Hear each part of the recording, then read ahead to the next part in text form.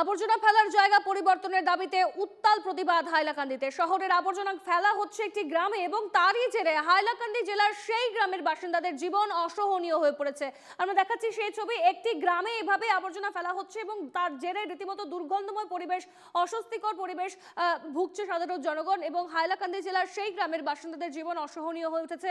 হাইলাকান্দি জেলার কুচিলা চন্দ্রপুর গ্রামে কয়েক বছর ধরে হাইলাকান্দি পুরসভা শহরের আবর্জনা ফেলে যাচ্ছে।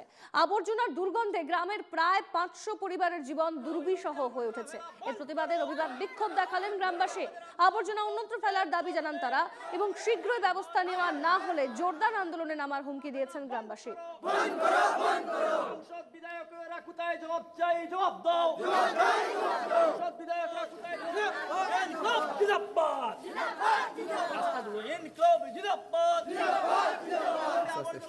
বন্ধ করো।